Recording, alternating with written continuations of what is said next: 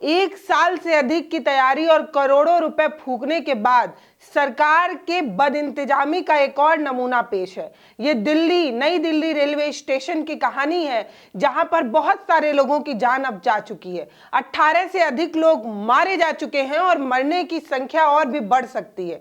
ये जो भगदड़ हुई वो सरकारी लापरवाही की वजह से हुई, क्योंकि सरकार ने प्रचार तंत्र पे तो बहुत ध्यान दिया, लेकिन जो जरूरी व्यवस्थाएं थी, जो जरूरी चीजें थी, उन पर ध्यान ही नहीं दिया। भीड़ आएगी तो उसे नियंत्रित कैसे किया जाएगा, भीड़ अगर आएगी तो उसे उसके गंतव्य तक, उसके मंजिल तक कैसे पहुंचाया जाएगा, इस सब पर ध्यान ही नहीं दिया गया। ध्यान दिया गया कि कितना बैनर छपवा लिया जाए, कितना पोस्टर छपवा लिया जाए, कितने लोगों को बुला लिया जाए, कहां कहां पर एलईडी टीवी लगाकर अनाउंसमेंट करा दिया जाए। इस पर सरकार ने पूरा ध्यान दिया। ये जो प्रचार तंत्र था, उसकी वजह से फिर से 18 लोगों की अभी तक मौत होने की खबर बताई जा रही है और घायलों की संख्या 25 बताई जा रही है। जसमुदीन अभी भी दिल्ली के नए दिल्ली स्टेशन पर जो जसमुदीन थे वो बता रहे हैं कि संख्या बहुत ज्यादा है, लेकिन सरकार छुपाने की कोशिश कर रही है। बिल्कुल संगम नोच वाले इलाके की जैसे ही सरकार ने आंकड़े 30 बताए और उसके आगे बढ़ने की कोशिश ही नहीं कर रही है, बिल्कुल वैसे ही दिल्ली में भी देखने को मिला। हालांकि रेलवे प्रशासन ने पहले तो भगदड़ वाली घटना को झूठ करार देने की पूरी कोशिश की और ये कहा कि ऐसा कोई भगदड़ हुआ ही नहीं, लेकिन भैया ये सोशल मीडिया है, यहाँ कुछ नहीं छुपता है। तो अब जब सच्चाई सामने आ गई तो पता चला कि 18 लोगों की मौत हो चुकी है। आखिर ये मौत क्यों हुई, सवाल किससे पूछा जाए, जब आपको पता था कि वीकेंड में भीड़ आएगी और वीकेंड में पिछले 2 वीकेंड से भीड़ आ रही थी, तो तैयारी के नाम पर आपने क्या किया? सुरक्षा के लिए कितने पुलिस जवानों को तैनात किया गया? एक्स्ट्रा कोई हेल्प बूथ बनाया गया था क्या? नई दिल्ली रेलवे स्टेशन पर भगदड़ की कई वजहें हैं।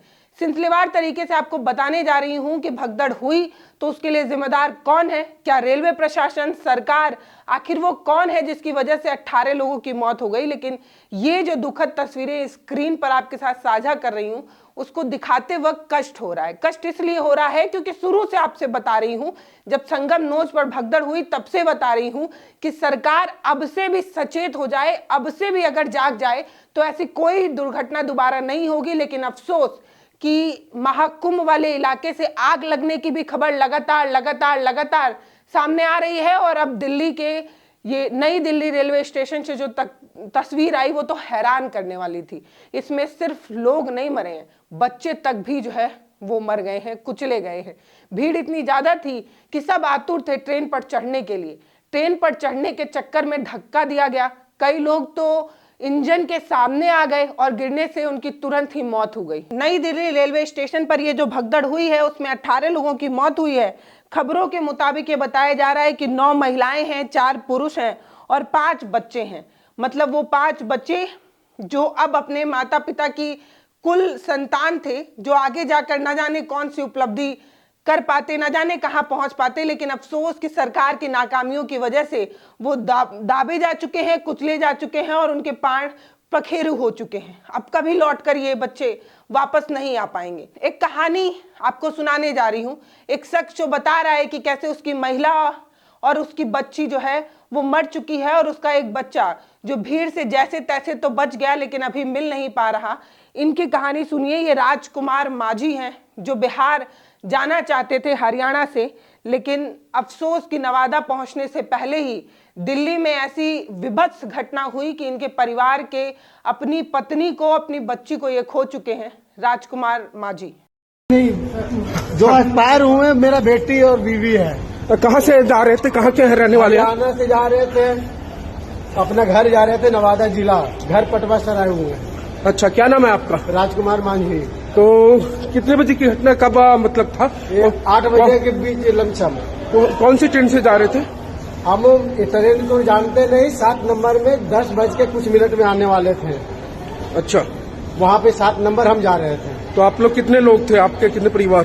हम 4 थे। भगदड़ किस नंबर पे मची है? बाकी जग मतलब आप हम पे चढ़ गए, हम आप पे चढ़ रहे हैं। कितने नंबर पे? ये जो टिकट ऊपर जो कटते हैं, जो लिफ्ट से चढ़ते हैं, वहाँ से आने में मतलब 16 नंबर आते आते आधा घंटा टाइम लग गए। आप देखे किसी को गिरते हुए? उनकी बेटी और मेरा बीवी एक्सपायर हो चुके हैं, मेरा बेटी एक्सपायर हो चुके हैं, मेरा बेटा मतलब खो रखे हैं। क्या नाम है बेटी का? बेटी के पूजा कुमारी, अब बेटा का बेटा के रविनाश, और वाइफ का वाइफ का शांति देवी, और आपका राजकुमार मांझी। मिल नहीं रही है, बेटा मिल नहीं रहा है। नहीं, वो सुरक्षित है, कोई मतलब चापा चुपी से कोई खींच कर उनको निकाले, वो जीवित है। बेटी और बीवी एक्सपायर कर गई। हाँ, बेटी अभी- कितने साल की थी? ये जो है सर, देख लीजिए, मिला लीजिए, ये है मेरा पूजा बेटी, यही है पानी में। ये तो छाती पकड़ रखे हैं अपने बेटा को चलते। चलिए अभी आप संभालो आप सबको, है ना। जो लोग मरे उसमें बताया जा रहा है कि 9 लोग बिहार के हैं, 8 लोग दिल्ली के हैं और 1 लोग हरियाणा के हैं। अब ये भगदड़ क्यों हुई आपको बताना है, ये भी बताना है कि किन बड़ी लापरवाहियों की वजह से ये भगदड़ हुई। लेकिन सबसे पहला कारण जो था वो ये कि सुरक्षा में जो इंतजामात किए जाने चाहिए थे, जो तैयारी होनी चाहिए थी, वो नहीं थी। जो वहां पर लोग मौजूद थे उन्होंने बताया कि तैयारी के नाम पर तो सरकार ने जैसे लग रहा था भांग खाकर बैठी हुई है। उसे पता था कि भीड़ लगातार लगातार लगातार बढ़ती जा रही है और ट्रेन लगातार लगातार लगातार लेट होती जा रही है, लेकिन इसके बावजूद भी जो जनरल टिकट था वो दिया जा रहा था। अब जब आप जान रहे थे कि उतनी कैपेसिटी नहीं है उस प्लेटफॉर्म पर खड़े होने की, उस पूरे स्टेशन पर खड़े होने की, तो इतना जनरल टिकट क्यों दिया जा रहा था? अब आपको जानकर हैरानी होगी कि 1 घंटे के अंदर 15 से 100 से अधिक जो है वो जनरल टिकट काटे गए। जब सरकार को, रेलवे को ये बात पता थी कि वहां पर इतने लोग मौजूद हैं, इतने ज्यादा लोग हैं कि व्यवस्थाएं चरमरा रही हैं, इसके बावजूद भी टिकट धड़ाधड़ धड़ाधड़ धड़ाधड़ काटने का क्या मतलब था? मतलब ये था कि आपको पैसा कमाना है, चाहे लोग कैसे भी भर कर जाए। लोगों ने ये बताया कि जैसे ही अनाउंसमेंट हुआ कि ट्रेन आने वाली है, लोग अफरा तफरी में भागने लगे। अब कारण ये था कि जो 14 नंबर प्लेटफॉर्म था वहां पर लोग खड़े थे प्रयागराज जाने के लिए, लेकिन ट्रेन लेट हो रही थी, बार बार लेट हो जा रही थी। और कई जगहों पर यह भी बताया जा रहा है कि जो प्रयागराज है, प्रयागराज कुंभ जाने के लिए लोग जो है वो वीकेंड वाले दिन, शनिवार वाले दिन शाम से ही नई दिल्ली स्टेशन पर इकट्ठा हो रहे थे। 8 बजते बजते भीड़ काफी अधिक हो गई थी, लेकिन तब तक 3 ट्रेनें जो प्रयागराज जाने वाली थी वो तीनों ट्रेनें लेट हो रही थी। मतलब वो 3 ट्रेन जिसके लिए लोगों ने टिकट कराया था, हजारों हजार का टिकट कराया था, वो 3 ट्रेन लेट पे लेट हुए जा रही थी और धीरे धीरे लोगों की संख्या बढ़ती जा रही थी। एक ट्रेन जो आती कुछ लोगों को ढोकर उनके मंजिल तक पहुंचाती, वो ट्रेन लेट हुई। इसके बाद दूसरे ट्रेन का टाइम हुआ, उसके भी जो पैसेंजर थे वो भी वहां पहुंच गए। ऐसे ही तीसरी ट्रेन के पैसेंजर भी वहां पहुंच गए, लेकिन ये तीनों ट्रेन जो प्रयागराज जाने वाली थी वो नहीं आती है, लेट हो जाती है और इसकी वजह से भीड़ जो है वो ज्यादा बढ़ने लगती है। लेकिन इस बीच जो जनरल टिकट था वो कटता रहा। 1 घंटे में 1500 टिकट जो है वो काटे जा रहे थे। ये एक रिपोर्ट से सामने आया है। दूसरा सबसे बड़ा कारण ये था कि सरकार को भी इस बात की जानकारी थी और रेलवे प्रशासन को भी इस बात की जानकारी थी कि वीकेंड वाले दिन भीड़ बढ़ती है। पिछले 2 वीकेंड से दिल्ली के नए वाले रेलवे स्टेशन पर हर वीकेंड जो है वो भीड़ बढ़ रही थी, तो इस वीकेंड भी भीड़ बढ़नी ही थी, ये बात उन्हें पता थी। लेकिन इसके बावजूद भी ना तो कोई नया हेल्प डेस्क बनाया गया, ना ही अधिक संख्या में पुलिस तैनात की गई, ना तो सुरक्षा बल तैनात की गई। जानकारी इस बात की भी सामने आ रही है कि जिस समय ये भगदड़ हुई उस समय पूरे नए रेलवे स्टेशन पर मात्र 1 एम्बुलेंस खड़ी थी और वो एम्बुलेंस जो मरीज, जो घायल वहां से निकल रहे थे, उनको समय पर हॉस्पिटल नहीं पहुंचा पा रही थी, जिस वजह से मरने वालों की संख्या और ज्यादा बढ़ गई। ना तो समय पर एम्बुलेंस वहां पर खड़ी थी, क्या आपको पता ही नहीं था कि भीड़ होगी तो किसी तरीके की अप्रिय घटना हो सकती है? 2, 4, 6 एम्बुलेंस अगर खड़ी हो जाती वहां पर तो क्या नुकसान हो जाता? या तो सरकार या तो रेलवे ये सोचता ही नहीं है कि इस तरीके की कोई घटना होगी, सब चंगा सी, सब सही होगा, इस तरीके की सोच होती है। पॉजिटिव थिंकिंग होनी चाहिए, लेकिन तब भी थोड़ा तो आपको तैयारी भी करनी चाहिए। अब खबर ये निकल के आई है कि वीकेंड पर भीड़ लगातार बढ़ती रही। रेलवे की जो प्रशासन है उसने कोई कंट्रोल रूम नहीं बनाया था, ना तो कोई नया कंट्रोल रूम था और ना ही किसी तरीके की कोई तैयारी थी। हालांकि जो वाहन पास थे वो सभी रद्द किए जा चुके थे, लेकिन इसके बावजूद भी रेलवे ने अपनी तरफ से कोई तैयारी नहीं की थी, जिसकी वजह से ये सब कुछ हुआ। हादसे के समय अगर वहां पर 1 से ज्यादा एम्बुलेंस होती तो कुछ घायल समय पर हॉस्पिटल पहुंच पाते और उसकी वजह से जान बच सकती थी। पर्याप्त ना तो पुलिस बल थी, ना ही सुरक्षा इंतजामात थे। उसकी वजह से ये सारी घटना हुई। शुरुआत में रेलवे प्रशासन जो है इस पूरी घटना, इस पूरी भगदड़ को इनकार करने में ही लगा रहा, लेकिन धीरे धीरे तस्वीरें छन छन कर सामने आने लगी और ये जो नकारापन हुआ है उसको छुपाने में रेलवे प्रशासन जो है वो फेल हो गया और बाद में उन्हें सच कबूलना पड़ा। ये जो भगदड़ हुई है वो भीड़ प्रबंधन क्षमता पर ध्यान नहीं रखने से और सुरक्षा के जो इंतजामात थे उन सब पर जो है वो सवाल होता है। मतलब रेलवे प्रशासन ने भीड़ प्रबंधन के लिए क्या तैयारियां की थी वो सवालों के घेरे में है। और दूसरा ये कि अगर कोई इंतजामात किया गया था सुरक्षा के लिए तो वो क्या थे? ना तो आपने कोई सिक्योरिटी गार्ड बढ़ाया, ना तो कोई पुलिस तैनात की गई, ना तो एम्बुलेंस रखा गया। इन सभी वजहों की वजह से मरने वालों की संख्या और ज्यादा बढ़ सकती है, ऐसा अनुमान लगाया जा रहा है। अब वो अलग बात है कि वो सामने आएगा कि नहीं, सरकार उसे कबूलेगी कि नहीं, सरकार उसे सच मानेगी कि नहीं, वो अलग बात है। क्योंकि एक होता है लीपापोती करना और वही लीपापोती की पूरी तैयारी जो है अब दिख रही है। अब ये जब पूरी भगदड़ हो गई है तो पैसा बांटने का जो अपना नया ट्रेंड है, पुराना ही है, वही ट्रेंड जो है फिर से अपनाया जा रहा है। अब ये कहा जा रहा है कि जो लोग मर गए हैं उन सभी को मुआवजे की राशि दी जाएगी।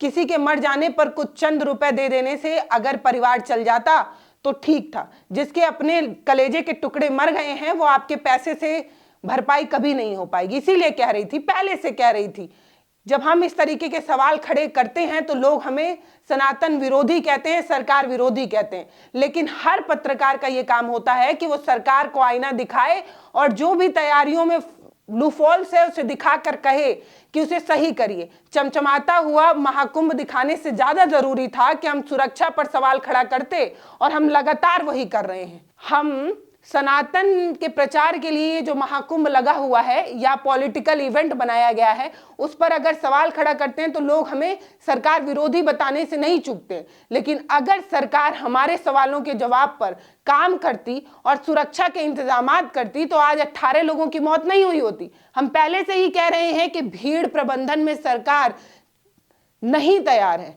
हर स्टेशन की अलग अलग तस्वीरें जब आ रही थी तब से कह रही हूं कि स्टेशन पर, प्लेटफॉर्म पर अलग अलग तरीके से तैयारियां की जानी चाहिए।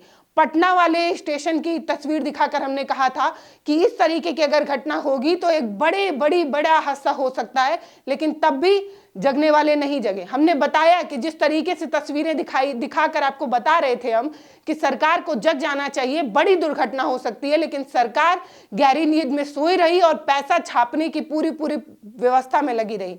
अब ये कहा जा रहा है कि जो लोग मर गए हैं, जो मृतक हैं, उनको 10 लाख रुपए दिया जाएगा। जो गंभीर रूप से घायल हैं 2.3 लाख रुपए दिया जाएगा और जो कम घायल हैं उनको 1 लाख रुपए दिया जाएगा। ये बात कही जा रही है, आर्थिक मदद देने की बात कही जा रही है। और ये कहा जा रहा है रेल मंत्री की तरफ से, अश्विनी वैष्णव जी ये कह रहे हैं कि ये जो भगदड़ हुई है उस पर अब हाई लेवल जांच की जाएगी। अब हाई लेवल जांच करने से कोई फायदा नहीं है। समय रहते अगर आपने तैयारी की होती, भीड़ प्रबंधन के लिए अगर आप एक्टिव हो गए होते, सब चंगासी वाले राग से राग अलापने की जगह आपने सच में सब चंगासी करने के बारे में सोचा होता तो आज ये चीजें नहीं हुई होती। लेकिन अफसोस कि हम जैसे लोग जब आपको सचेत करते हैं, हम जैसे लोग जब आपको बताते हैं कि इस तरीके की घटना होने वाली है, सजग हो जाइए, सचेत हो जाइए, तो आप हमें विपक्ष का टूल किट कहते हैं। आप हमें कहते हैं कि हम आपकी बुराइयां कर रहे हैं। लेकिन असल में पत्रकारिता यही है कि सरकार की आंखों में आंखें डालकर आम जनमानस के लिए सवाल पूछ सके, और हम पूछ के आपको बार बार बता रहे थे। अफसोस कि हमारी बात को आपने सीरियस लिया होता तो इस तरीके की घटना नहीं होती। फिलहाल ये कहा जा रहा है कि भगदड़ के बाद अब 4 स्पेशल ट्रेनें जो हैं वो चलाई जाएंगी, इस चीज का आदेश दिया गया है और हाई लेवल जांच की बात जो है वो कही जा रही है। अब आपको ये बताने जा रहे हैं कि दरअसल ये भगदड़ हुई क्यों। डिटेल से पूरी सिलसिलेवार तरीके से आपको घटना बताने जा रहे हैं। तो हादसे की बड़ी वजह ये थी कि प्लेटफॉर्म संख्या 14 पर यात्री प्रयागराज जाने की ट्रेन का इंतजार कर रहे थे। वो लगातार लेट हो रही थी। जैसे मैंने आपको बताया कि 8 बजे तक 3 ट्रेनें लेट हो चुकी थी। तो लोग जो है प्लेटफॉर्म नंबर 14 पर इंतजार कर रहे थे। वहीं दूसरी तरफ प्लेटफॉर्म नंबर 13 पर यात्री जो है वो स्वतंत्रता सेनानी एक्सप्रेस का इंतजार कर रहे थे। यानी 13 और 14 दोनों पर भीड़ काफी थी। लोगों की ठसाठस भीड़ जो है वो भरी हुई थी। ऐसे में अचानक से रेलवे की तरफ से एक अनाउंसमेंट होता है और उसमें कहा जाता है कि प्लेटफॉर्म नंबर 16 पर प्रयागराज जाने के लिए एक स्पेशल ट्रेन आ रही है। यह अनाउंसमेंट सुनने के बाद प्लेटफॉर्म नंबर 14 पर जितने यात्री खड़े थे, अनाउंसमेंट सुनते ही वो प्लेटफॉर्म नंबर 16 की तरफ भागने लगते हैं। वो जल्द से जल्द प्लेटफॉर्म नंबर 16 पे आना चाहते हैं। इसके अलावा कई जगहों पर यह भी बताया जा रहा है कि जो लोग जनरल टिकट लेने के लिए टिकट काउंटर पर भी खड़े थे, वो लोग भी बड़ी तेजी से प्लेटफॉर्म नंबर 16 की तरफ बढ़ने लगते हैं और इसी वजह से एक पूरा जो सीढ़ी था वो भर गया, जो एक्सीलेटर था वो भर गया और पूरी भीड़ जो है वो एक तरफ भागने लगी। ऐसे में भीड़ जो है प्लेटफॉर्म नंबर 16 पर इतनी ज़्यादा हो गई थी कि जो लोग आगे थे उन्हें धक्का देकर लोग जो है और आगे बढ़ना चाहते थे।